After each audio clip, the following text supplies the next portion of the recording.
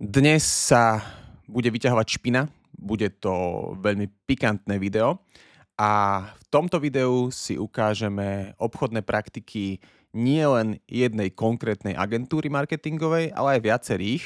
A toto video v podstate vzniklo kvôli tomu, že niektoré veci dokážem prehliadať a niektoré veci ma vyslovene hnevajú. A toto bola jedna z vecí, ktorá ma vyslovene hnevá. Takže poďme sa pozrieť, aké obchodné praktiky využívajú určité agentúry a sami posúdite, že či to je zavádzanie, klamstvo, alebo to je naozaj, že úplne už cez čiaru. Takže poďme sa na to pozrieť.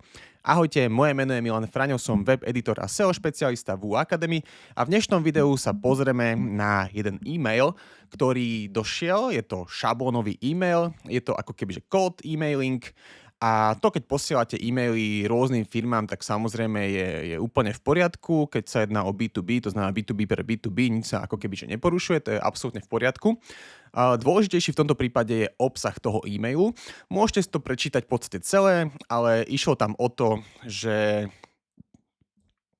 tu niekto písal, že dizajn je už menej moderný a rýchlosť načítania webu, ako aj nastavenie SEO nemá dobré hodnotenia podľa nástrojov. Ostatné veci sú len keci, ktoré napísala asi AI alebo niekto, kto absolútne tomu nerozumie. A to, čoho sa teda budeme chytať, lebo ostatné sú naozaj iba subjektívne hlúposti, ale to, čoho sa budeme chytať je, dizajn je už nemoderný. To, že či je dizajn moderný alebo nemoderný, to je subjektívna vec. Môžete posúdiť potom sami, ako vyzerá dizajn toho človeka, ktorý to vlastne poslal, takže toto si môžeme škrtnúť. Ale to, čo vieme posúdiť, tak je, že rýchlosť načítania webu, ako aj nastavenie SEO, nemá dobré hodnotenie podľa nástrojov. A teraz, kebyže prídem ku vám a poviem vám, že rýchlosť načítania webu, ako aj nastavenie SEO, nemá dobré hodnotenie podľa nástrojov a vy viete, že tak není, tak čo si o mne pomyslíte? Pomyslíte si, že som čestný človek, alebo že som klamár, ktorý zavádza? Toto je už čisto na vás, každý si o tom vytvoríte vlastný názor. Ja som ako keby tento e-mail konfrontoval v rámci marketerských skupín a došla mi aj nejaká odpoveď. Zverejním celú komunikáciu, nemám s tým problém, ten človek sám vlastne vyzýval, že v podstate ja klamem a že on ako keby zverejní celú tú komunikáciu, ale potom, keď som to spravil, tak sa mu to už nepáčilo. No a teraz došlo, že bla bla bla a že to není fér a že na takýchto veciach si robím meno. Nie, ja si na takýchto veciach nepotrebujem robiť meno. Ja sa snažím len upozorniť, keď niečo sa mi vyslovene že nezdá a keď niečo im príde, že už cez čiaru. A toto im prišlo cez čiaru, takže myslím, že je to úplne fér. Každý, keď niečo niekto píše, tak by si mal za tým stáť. To znamená, že keď niekto pošle takýto e-mail, tak mal by si stáť za tým, čo je v tom e-maili napísané a tieto veci si aj ukážeme a zhodnotíme. Keď to niekto posiela, tak hádam vie, o čom píše a netrepe iba hlúposti. Dobre, takže tento človek písal, že to mám teda vymazať, že bla bla bla, keci. Toto nebolo až také zaujímavé, bolo to v podstate normálne, len že si na tom nemám robiť meno, čo nepotrebujem si na tom robiť meno a že to nie je pre mňa najlepšia vizitka. No skôr to nie je najlepšia vizitka pre toho človeka, ktorý to poslal. A ja som mu slušne odpísal, môžete si to pozrieť, ako nič také tam není. No a teraz, čo mi došlo, bolo ale oveľa zaujímavejšie a na to sa pozrieme. A došlo mi v podstate to, že u tohto človeka v kancelárii sedí int. OK, nemusím tomu veriť, jasné, každý využíva rôzne služby, ale to, že či ten int sedí v kancelárii niekde na východnom Slovensku, no nie som si úplne istý, každopádne akože to je jedno, to neriešime.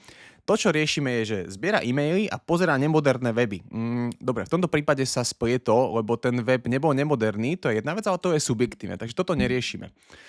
To, čo ale mi ako keby, to, čo bolo zaujímavé, tak bolo to, že ja som mu napísal, že keď v mailoch niekto tvrdí, že niečo má zle, tak nech aspoň priloží teda dôkaz a že tým skôr získa klienta, že keď mu naozaj akože snaží pomôcť. A ten človek mi napísal, že klient to neocení, najviac mi idú takéto e-maily. To znamená, že OK, že super. To znamená, že ten človek vyslovene zavádza. A to, že či zavádza, si ukážeme na konci videa, takže ostaňte pri videu. Naozaj ešte ukážeme si rôzne zaujímavé veci a jedna z tých vecí je aj to, že mu to ide. A to je vec, ktorá možno by bolo fajn, keby sa na to pozrie nejaký daňový úrad. To si ukážeme neskôr.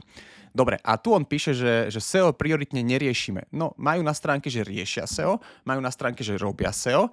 A druhá vec v maili bolo, že SEO nie je dobré. A nastavíme vám takisto aj SEO na webe. To znamená, že aha, prvé klamstvo, kámo, že riešite SEO, tvrdíte, že nie je dobré a že to nastavíte, takže nie je to úplne tak. Takže máme tu prvú vec, čo nesedí, ale akože je mi jasné, že neriešia SEO, lebo to riešiť nevedia, neriešia to ani na svojej stránke, neriešia to na stránkach svojich klientov, ktorých som videl, že majú zopár a tamto SEO je v podstate absolútne že nula. Takže áno, je mi jasné, že to neriešite, ale keď to neriešite, tak prečo tvrdíte, že to riešite? A prečo sa na tom snažíte získať klienta? Dobre.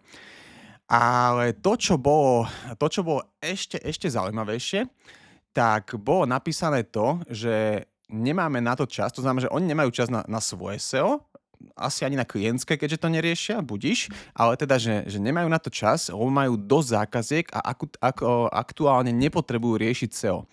OK, a teraz.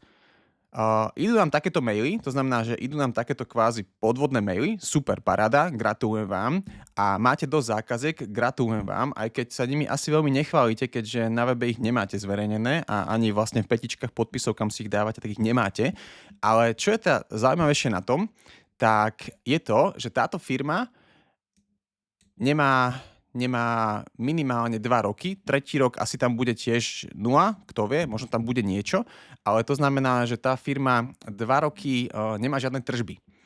A tým pádom, že kde fakturujú tie peniaze? Ako získavajú tie peniaze? Keď im to teda ide a že zákazník majú dosť, tak potom čo sa tu deje?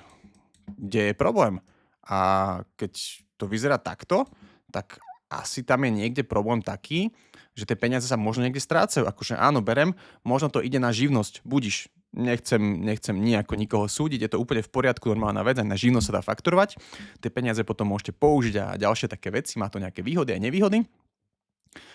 Ale je to pri najmenšom veľmi zaujímavé a takisto na ich webe nie sú obchodné podmienky, nie sú tam základné veci, akože to znamená, že to, čo tam má byť z legislatívnej stránky, tak tam proste nie je. No a teraz, keď ja tvrdím, že tento e-mail bol neopodstatnený a zavádzajúci, tak sa na to poďme pozrieť. Rýchlosť načítania webu je zlá. No, takže rýchlosť načítania webu nie je zlá. Vidíme, že všetko je v poriadku, dokonca ten web proste mal nejaký počet URL-iek, všetky boli v zelenom, to znamená, že rýchle aj na mobile, aj na desktope a toto sa udialo, vlastne ten e-mail prišiel tu. To znamená, že OK, kebyže vidia niekde, že wow, je to žlté, budíš na jednej URL-ke je to žlté, tak OK, budíš, že je to ešte opodstatnené, ale ten e-mail došiel tu. To znamená, že v čase, keď tá stránka, väčšinu času tej stránky bola rýchla, aj na desktope, aj na mobile, a tým pádom ja to považujem za zavádzanie. Rýchlosť načítania webu ako nastavenie hodnotenie je zlé podľa ich hodnotení. To znamená, že toto je prvé zavádzanie. A druhé zavádzanie je to, že je tam zlé SEO.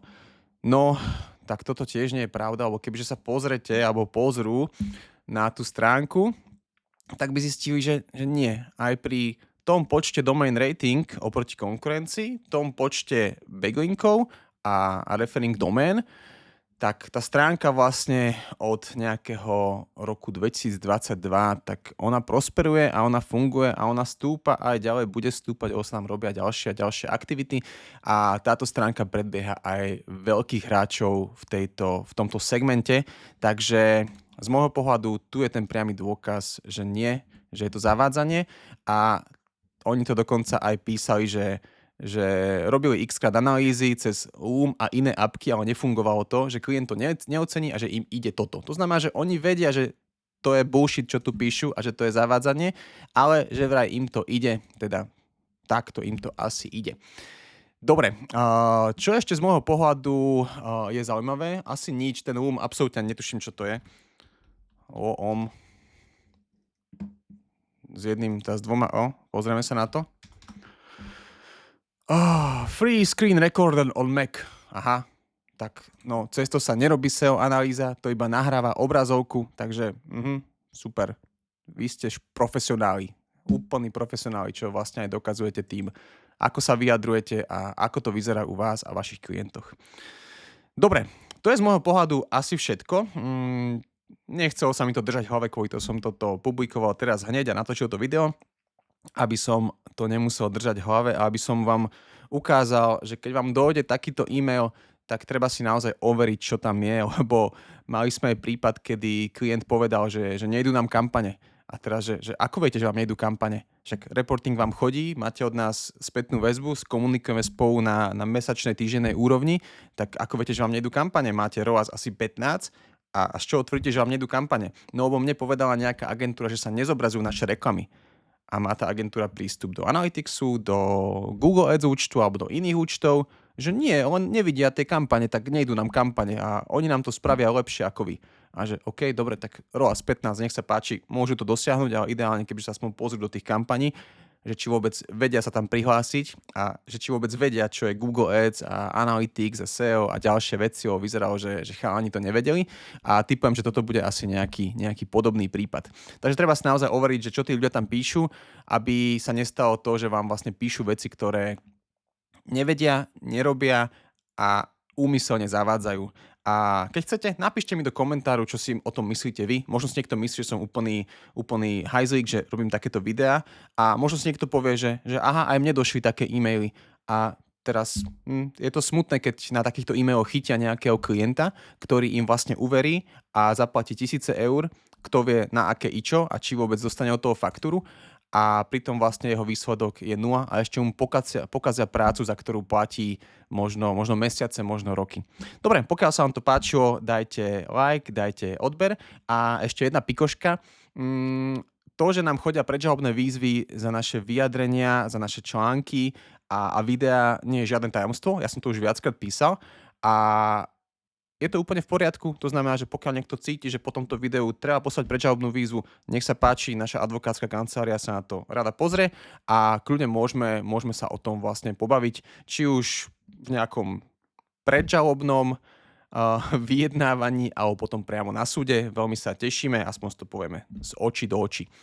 To len ako keby nejaký disclaimer nakoniec, že nech sa páči kľudne, keď chcete, posielajte predžalobné výzvy, je to absolútne v poriadku, je to podľa zákona, pokiaľ máte pocit, že bolo porušené vaše právo, nech sa páči. Dobre, to bolo z mojej strany všetko.